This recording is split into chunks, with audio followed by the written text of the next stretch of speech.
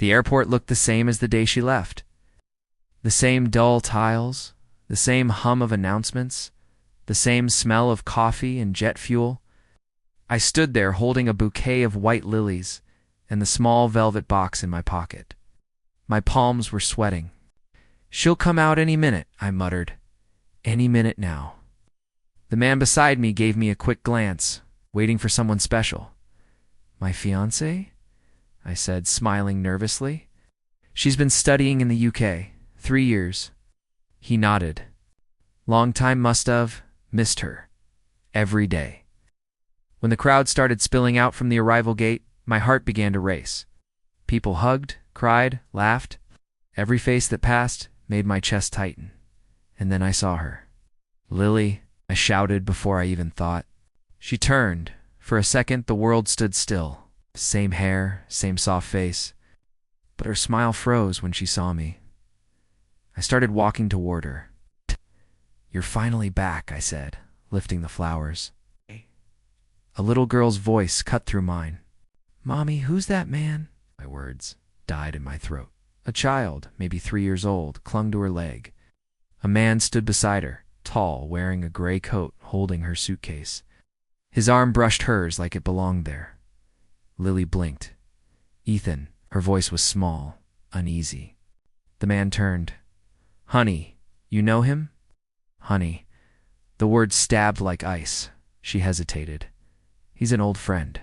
"Friend." My throat burned. "That's what I am now." The man extended a polite hand. "Noah, Lily's husband." My brain refused to process it. "Husband," I repeated.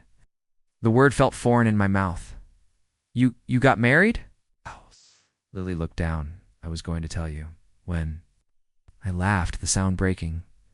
"When you had another kid." The little girl tugged her sleeve. "Mommy, can we go home?" "Home?" She had a home now? Without me? Noah frowned. "Is everything all right?" "It's fine," Lily said quickly, forcing a smile.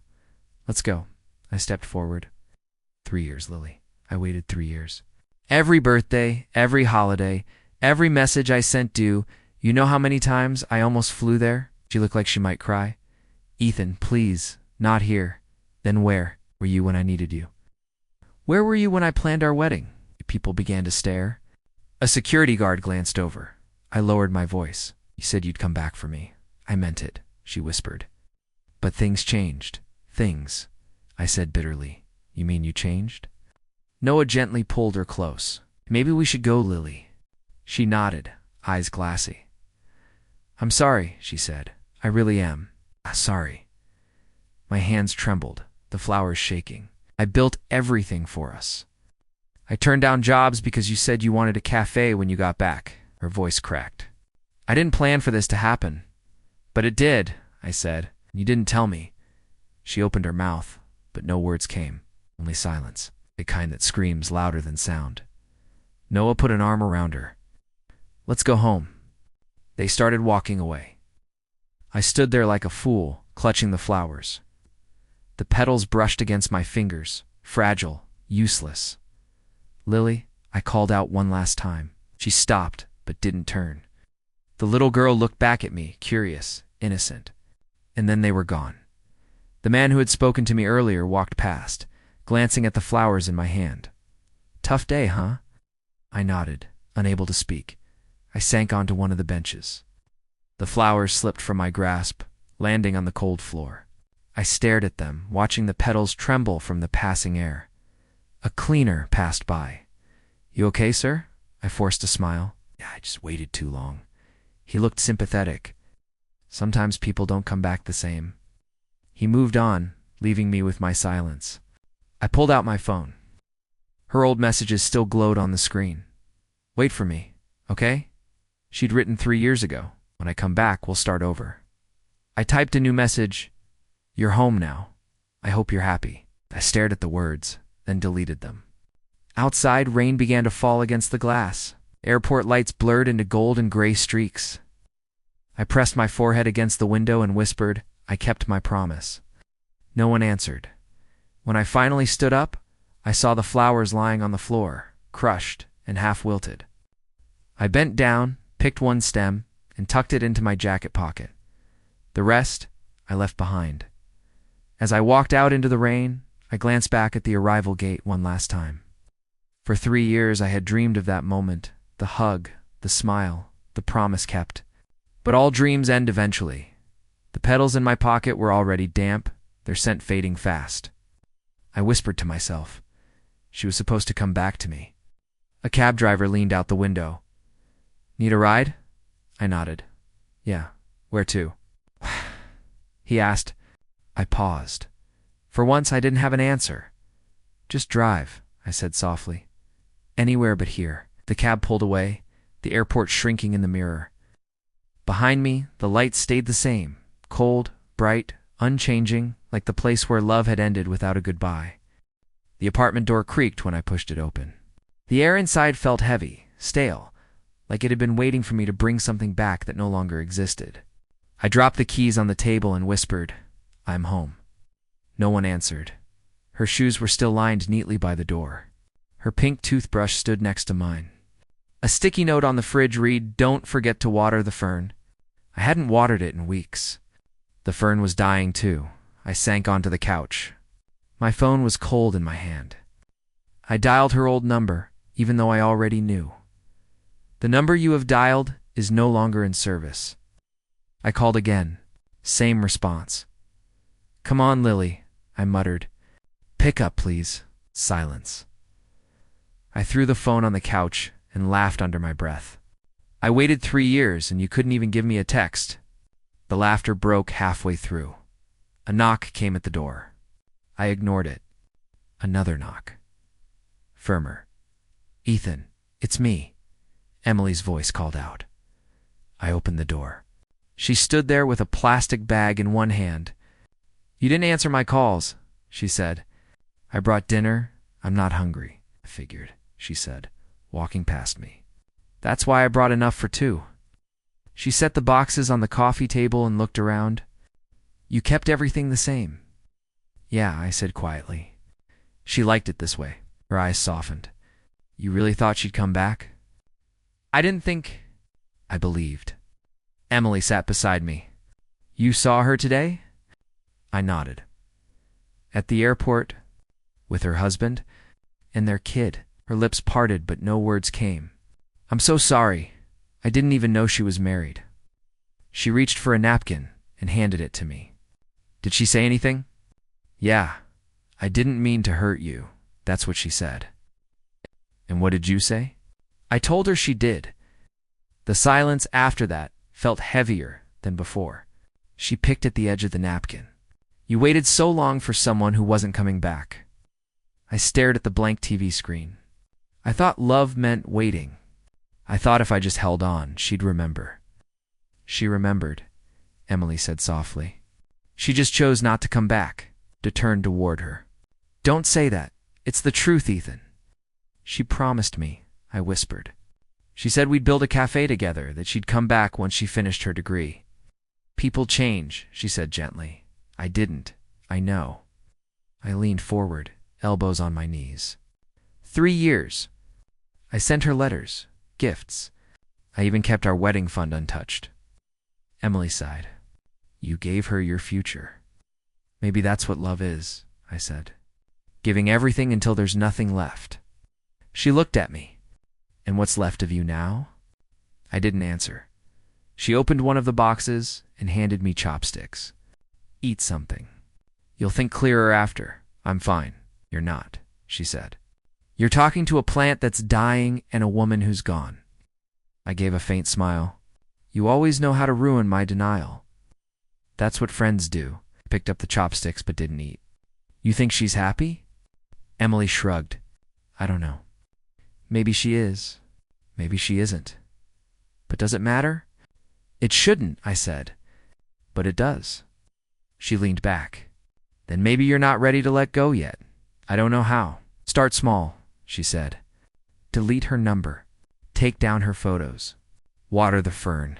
I looked at the plant in the corner. Its leaves drooped half brown. "Too late." Emily gave a tired smile. "Then get a new one," I sighed. "You make it sound easy. It's not. But it's possible." The silence stretched. Outside, Car horns echoed faintly.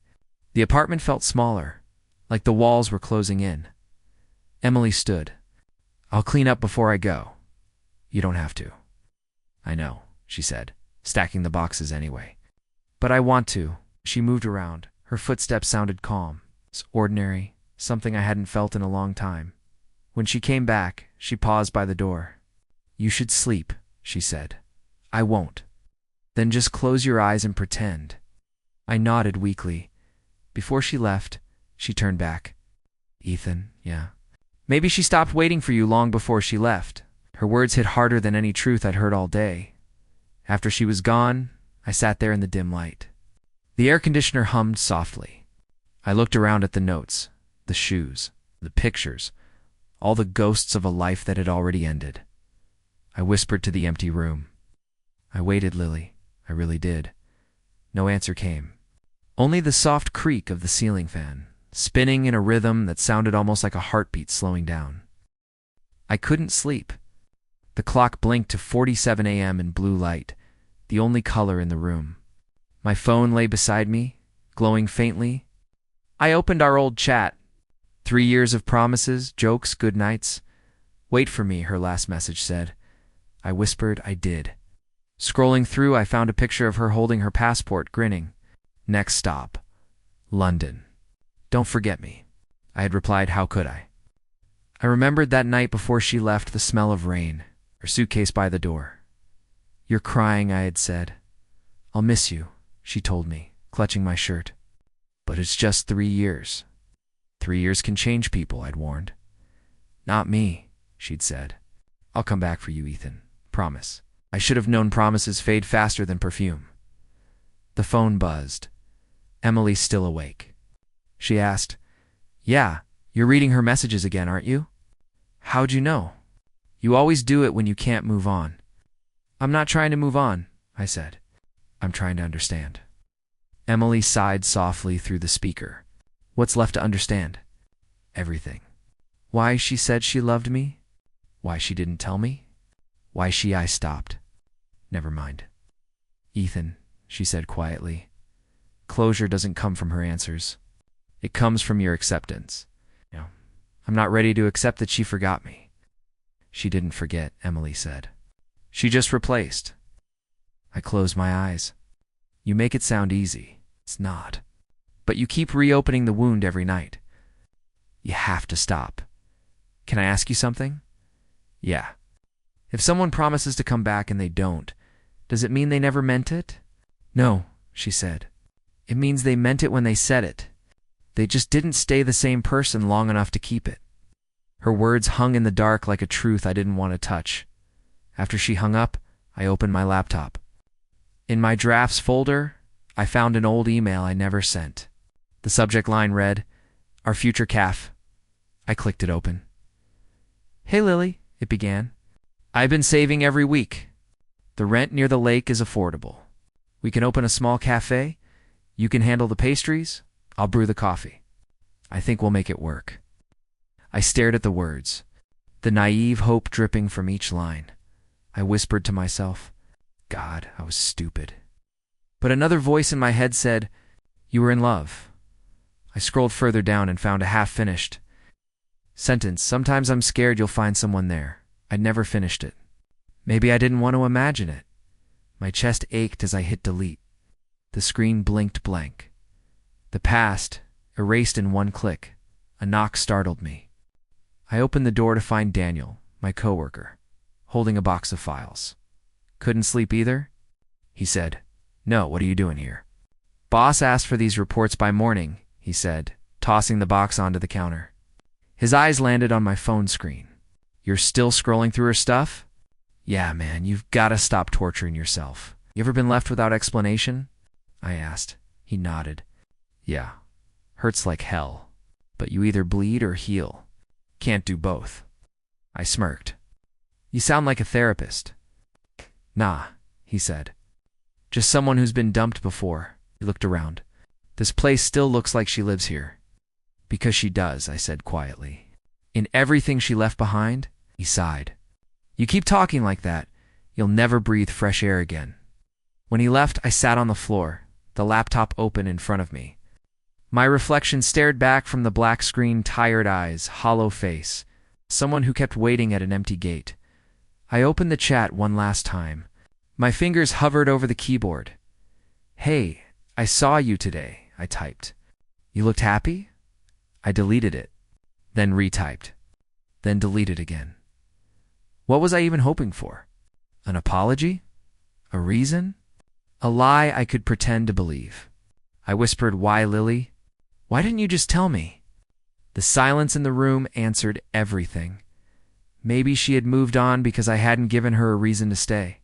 Maybe I had loved the version of her that only existed in memory. I leaned back against the wall. "I kept every message," I said aloud. "But you stopped sending them." The phone buzzed suddenly, a new message. For a split second, my heart jumped. But it was Emily. "Don't reread what's gone," she wrote. "Write something new instead." I typed back, "I'll try." Then I opened a blank note, stared at it, and whispered, "Okay, let's start with goodbye." When Daniel called, I almost said no. "It's just dinner," he said. "A few old friends from college.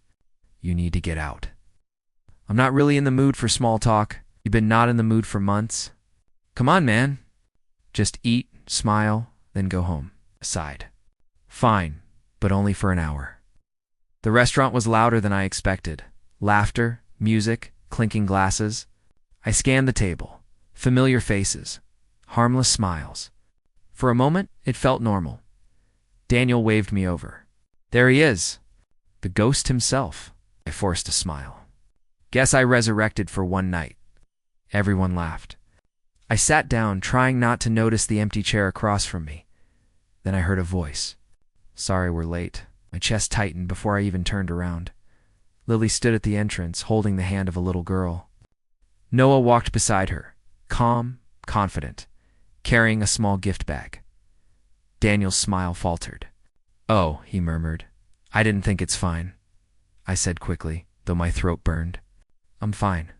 Lily's eyes met mine for a split second before she looked away. She smiled at everyone. "Wow, it's been ages." She sounded practiced, like she'd rehearsed it in the car. Noah greeted the group cheerfully. "I've heard so much about all of you." Someone pulled out 2 extra chairs. They sat across from me. The child, Mia, clutched a toy rabbit and stared curiously at the menu. Daniel cleared his throat. "Well, this just got interesting." I forced a laugh. "Guess it's a full reunion." The food came. People talked about careers, families, vacations. I nodded when spoken to, but barely tasted a thing. Lily asked, "How's your cafe doing, Ethan?" I swallowed hard. "Good, opened another branch last month." "That's great," she said, smiling. "You always dreamed of that." We both did. Her fork paused midair, then lowered. "I'm glad you made it happen." Noah glanced between us. "You two seem to know each other well." Lily's voice was smooth. "We used to work on a project together in college." "What?" "A project, huh?" Daniel shot me a warning look. I ignored it. Noah nodded. Lily mentioned those days. "Must have been fun." "Unforgettable," I said. Lily's knuckles whitened around her napkin. The others kept talking, oblivious to the quiet war at the end of the table. I smiled when expected, nodded when needed, but every second felt like choking on glass. Halfway through dessert, Noah's phone rang. "Excuse me," he said, stepping out. The moment he left, silence stretched between us. Lily spoke first. "You didn't have to come tonight. I didn't know you'd be here." Her voice softened. "I didn't plan it either." "Life's full of surprises," I said. "Like finding out your fiancé got married." "Right." She winced. "Please, not here." "Then where, Lily?" "At another airport? Another lie?" Her eyes darted to the table, then back at me. "I didn't mean to hurt you, but you did," I said. "Every day for 3 years?" Her lips trembled. "I was scared, Ethan. I didn't know how to face you, so you just erased me." She whispered. "I tried to move on." "Oh." "And you succeeded," I said. "Congratulations." Tears formed, but she blinked them away. "You don't understand. Things were hard. My scholarship ended. My visa don't. I interrupted. Don't turn betrayal into circumstance. I never stopped caring, she said. Don't lie. I'm not, she insisted. When I saw you today, you saw me at the airport too? I said sharply, and you pretended I didn't exist. Her face crumbled. I had my daughter with me. I couldn't. I leaned in, whispering. Could have said something, anything. But you hid behind your husband and called me a friend. Her hand shook. I thought it would be easier. For who? She didn't answer. The little girl tugged her sleeve. Mommy, I'm sleepy. Lily brushed her hair gently. Okay, sweetie, we'll go soon. Mia looked at me. Do you know my mom? Lily froze. I forced a smile. Yeah, I said softly. I used to. Mia nodded, satisfied, and rested her head on her mother's arm. When Noah returned, he glanced between us. Everything all right? Lily forced a smile. Yes, just catching up.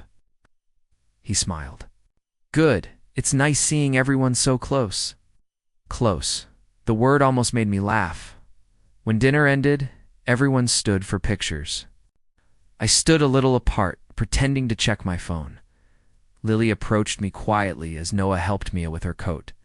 Ethan, she whispered, I'm sorry for everything. I really am. Sorry doesn't fix what you broke. I know, she said, but I still hope you'll forgive me someday. I met her eyes. Forgiveness isn't the same as forgetting. She swallowed hard. Then don't forget. Just don't hate me. I almost said I already did, but the words stuck. Instead, I said, take care of your family. Her shoulders dropped. Goodbye, Ethan. I didn't answer. Outside, Daniel caught up with me. That was brutal. I'm fine, I said. You sure? No, I admitted. But I didn't break. He clapped my shoulder. That's something. As I walked to my car, I glanced through the restaurant window. Lily was helping Mia into her jacket, smiling faintly. Noah said something and she laughed. I waited for the usual ache. But this time it didn't drown me. It just lingered, dull and distant. When I got in the car, Daniel texted, You did well tonight. I typed back. I didn't do anything, he replied. You stayed standing. That's enough. I looked at my reflection in the rearview mirror and whispered, Yeah, for now.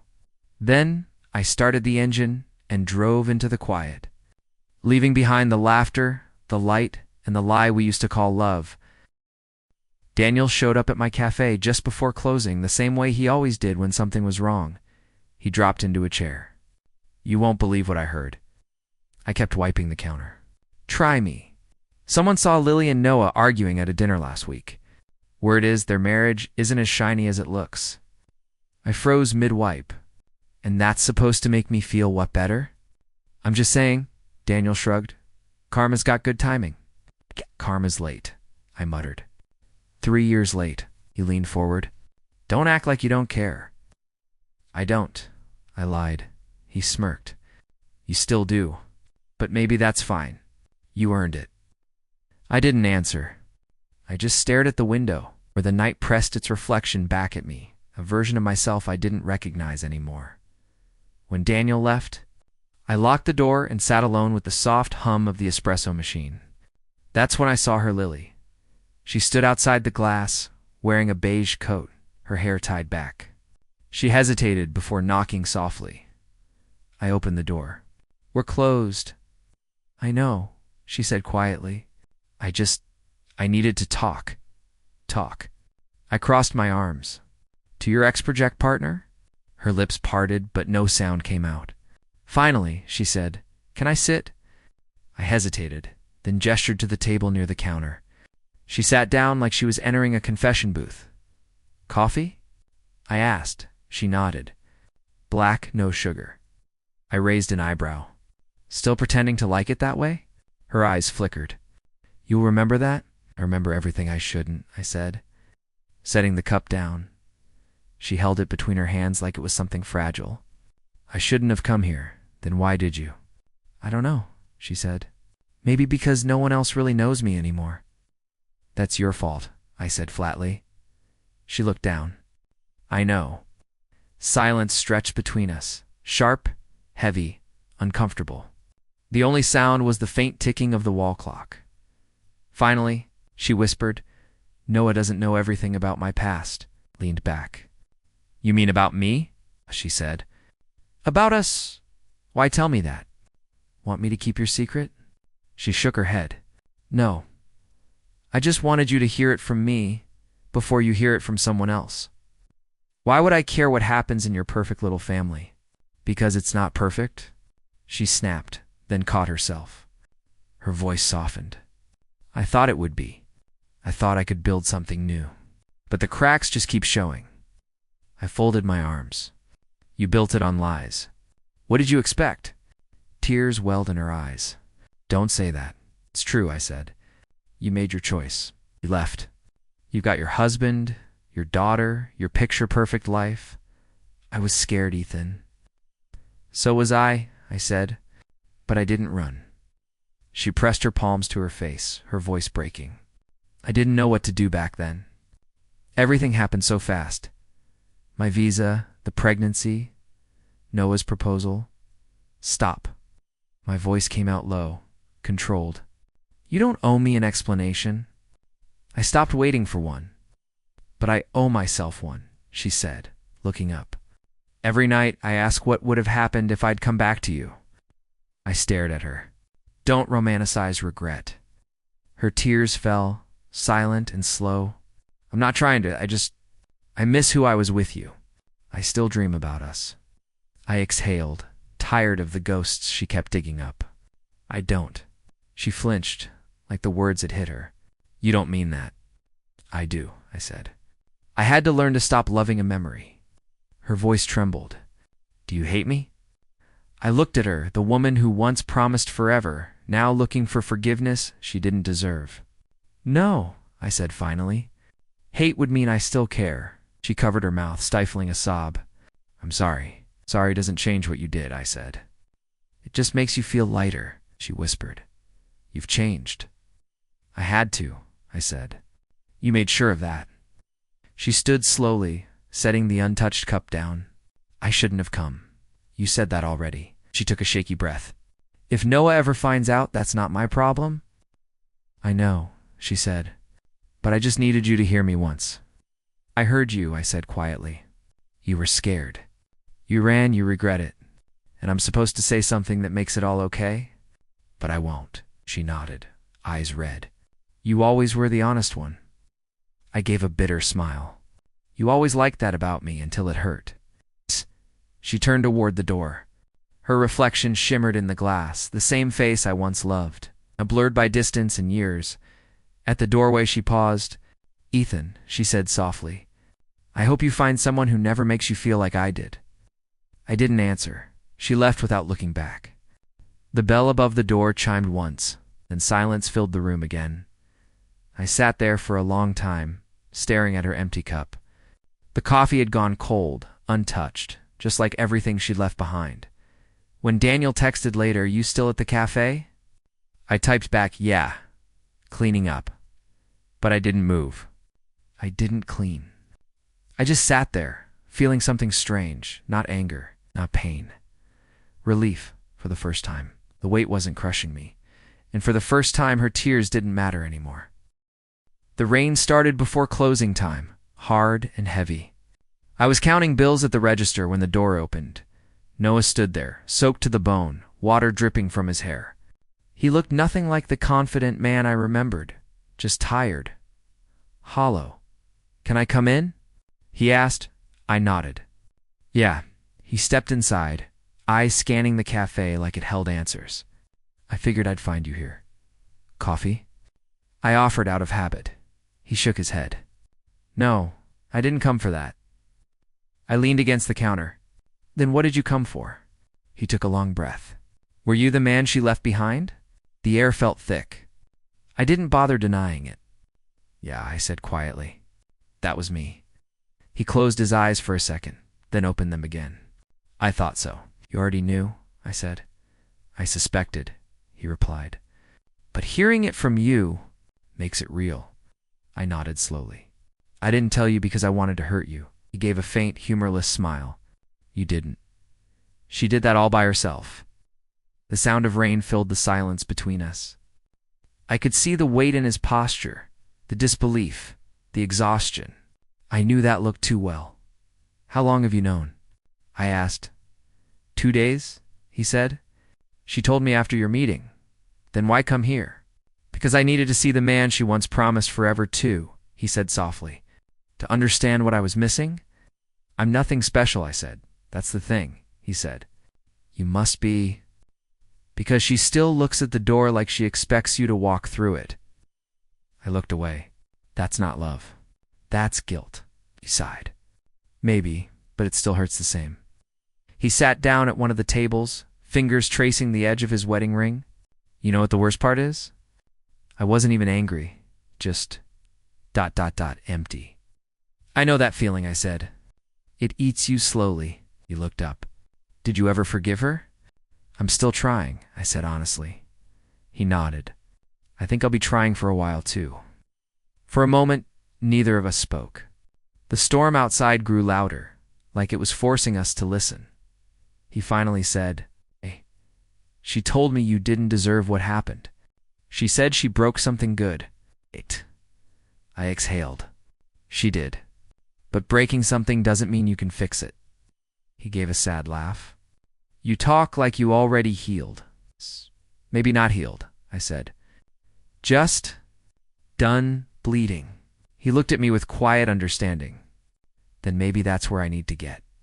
I nodded. You will, eventually. Stood and reached into his pocket. He pulled out a small photograph and set it on the table. It was Lily, smiling with their daughter. She's a good mother, he said, but I think she's still learning how to be a good person. I stared at the picture, then pushed it back toward him. She'll figure it out. She always does. He pocketed it again. I don't know if we'll make it, but I'm not here to blame you. You didn't ruin anything. You were just part of the story I didn't know existed. I gave a faint smile. Stories don't always end the way we want. He nodded, heading toward the door. Before leaving, he turned. Thank you for being honest. I blinked. Even though it hurt? Especially because it hurt, he said, then stepped out into the rain. The bell above the door chimed once, then silence. I stood there for a long moment, listening to the water hit the windows. For the first time, I didn't feel bitterness. Just empathy, strange, clean, weightless. Later that night, the door opened again. This time it was an older man. His umbrella dripped on the floor.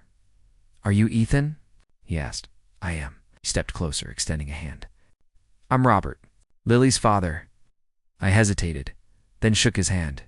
His grip was firm, but his eyes were tired. She told me she came here, he said, and that she made a mess again. She didn't make a scene, I said. I don't mean here, he said softly. I mean ... everywhere. I sighed and sat down. I'm not here to defend her. I just wanted to say I'm sorry for what she did, for what she became. She lost herself chasing something shiny. I nodded slowly. She was always chasing light. He smiled faintly. Yes, even if it blinded her. We sat quietly for a while. He looked around the cafe. She used to talk about opening a place like this with you. Yeah, I said. We had a plan. He nodded. I guess she forgot the plan, but not the dream. His words lingered. For once, I didn't feel the sting, just acceptance. He stood to leave. I don't expect forgiveness. I just hope you find peace. I think I'm starting to, I said. He smiled. Then maybe something good came from all this. When he left, I locked the door and leaned against it, closing my eyes. The storm outside had started to fade. The sound softened, like an old song ending. I walked to the counter, turned off the lights, and stared out at the wet streets. The reflections shimmered, broken but still beautiful. I thought of Lily, of Noah, of her father's tired eyes, of all the words that once burned in me and now just echoed quietly. Forgiveness wasn't about them. It was about freeing myself from the story that chained me, and that night, for the first time in years, I walked out into the rain, not to wait, not to chase, but simply to feel it. The storm had passed, and so had I. I stared at the blank page for a long time. The pen hovered above it, trembling slightly. I didn't know how to start, or if I even should. But eventually the words came. Lily, I waited. For 3 years, I woke up hoping your message would come. I built a life around a promise that dissolved somewhere across the ocean. I paused, my handwriting uneven. I pressed harder. You said you'd come back. I believed you. Every birthday, every New Year's Eve, I left a chair empty for you. I carried flowers until the petals turned brown in my hands, the ink smudged. I kept writing, you don't owe me anything now. I understand that. But I wish you knew that the waiting wasn't just love, it was faith. And faith, when it breaks, doesn't make noise. It just fades. I set the pen down. My throat felt tight. I forgive you, I wrote finally. Not because you asked, but because I want to breathe again. I folded the letter once, twice, then stared at it. There was no address, no envelope, just a piece of paper heavy with everything I'd never said aloud that night. I drove to the pier, the one where Lily and I had promised to watch the sunrise together before she left. The air smelled of salt and rain. The sea was restless, dark and endless, like it had been waiting to. I pulled out the letter. The lighter flickered in my hand. For a second I hesitated. Then I whispered goodbye and touched the flame to the corner. The paper curled, darkened, and slowly turned to ash. The smoke rose and vanished into the night. Watching it burn felt like exhaling after years of holding my breath. I whispered, "That's it. That's all of it." The wind carried away what was left, scattering the ashes over the water. The ripples swallowed them quietly, without ceremony. Behind me, footsteps echoed on the wooden planks. "I thought I'd find you here," Emily said. I turned slightly. "You followed me?" She shrugged. "You're predictable when you're emotional." "I'm not emotional," I said, though my voice cracked. She smiled softly. "You're burning letters at midnight. That counts." I let out a small laugh. "Fair point." She came closer, standing beside me. The wind played with her hair. "So," she said, "what was in it?" "Everything," I said. "All the things I should have said years ago." "Like what?" "That I waited," I said quietly. "That I was angry. That I forgave her." Emily tilted her head. "Did you mean it?" "I think so," I said. "For the first time, it didn't hurt to say it." "That's progress," she said. I nodded. "Feels strange, though. Like learning how to breathe again after drowning." She leaned on the railing. "You don't owe her your pain anymore." "I know," I said. "But I kept giving it anyway." "Not anymore," she said. "You burned it. That's something." We stood there in silence, listening to the water slap against the pier. The waves looked silver under the moonlight. "Remember when we came here after graduation?" she said suddenly. I smiled faintly. "Yeah, you got drunk and tried to sing to the seagulls." She laughed. "They were ungrateful," I chuckled. "They still are." Her laughter softened. "I missed hearing you sound like that." "Like what?" "Alive," she said. I looked out at the horizon. "I forgot how that felt." She nudged me gently. "You're allowed to live again, you know." The world didn't stop when she left. "I know," I said. I just kept pretending it did. How? The night air felt lighter now. The sound of the ocean wasn't a reminder anymore. It was just sound. Nothing more, nothing less. Emily glanced at me. "So what now?" "I don't know," I said. "Maybe I'll just start showing up again. For myself this time." She smiled. "Good start." I looked at her. The light from the pier lamps reflected in her eyes. For years, I'd been so focused on a ghost that I'd forgotten the living people who stayed. "You've been here through everything," I said. She shrugged. "Somebody had to keep you from becoming a hermit." I laughed quietly. "You did a terrible job at that." "Hey," she said, nudging me again, baby steps. We both smiled. The waves hit the posts below us, steady and rhythmic. Somewhere far off, a boat light blinked across the water. Emily spoke again, softly. You're finally letting go, aren't you? I nodded. Maybe I am. What does it feel like? Like the wind, I said. Like something invisible finally moved through me. Poetic. Look at you turning into a philosopher. I smiled faintly. Guess the pain needed a job, she laughed, then reached for my hand. Come on, let's get coffee. My treat. I hesitated. At midnight? Sure, she said. You own the cafe, remember? I smiled. Right. We walked down the pier together. The sea murmured behind us, softer now, almost kind. At the end of the boardwalk, I glanced back one last time. The ashes were gone. Nothing left to hold on to, nothing left to chase, Emily noticed. You good? Yeah, I said. For once I think I am. She squeezed my hand lightly. Then let's go home. I nodded, taking one last breath of salt air. The past was somewhere out there in the dark, scattered, burned, forgiven, and as the wind brushed against my face, I realized I wasn't as alone as I thought. 3 years. That's how long it took for silence to stop feeling empty. I stood behind the counter of my cafe, watching the morning crowd shuffle in. The sound of milk frothing, cups clinking, and quiet chatter had become the rhythm of my days. I owned 2 branches now, one downtown, one near the coast. Emily walked in, carrying her usual chaos, hair pulled back, phone pressed to her ear, and a folder under her arm. You're late, I said. She raised an eyebrow. I'm on time. You're just early because you're obsessed with punctuality. I call it discipline. She smiled. I call it insomnia, I chuckled. Fair enough. She hung up and leaned on the counter. The new branch looks good, by the way. The terrace is perfect. You did it. We did it, I said.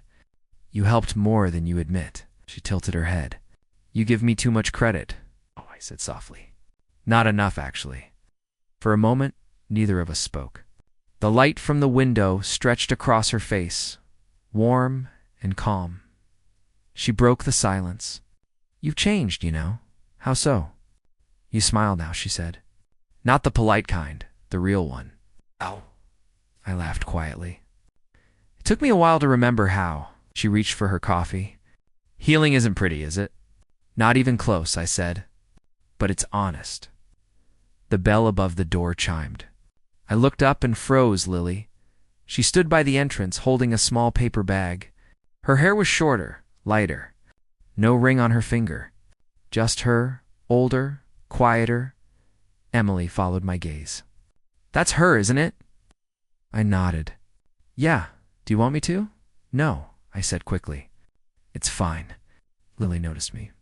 For a second, time folded in on itself. The airport, the letters, the fire at the pier. All of it flickered like a memory trying to breathe. She smiled faintly.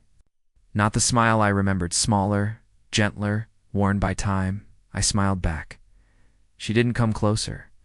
She just stood there for a moment, like she wanted to say something, but decided against it. Then she nodded, turned, and walked out. Emily exhaled softly. You okay? Yeah, I said. Actually, yeah, she didn't have a ring, I saw.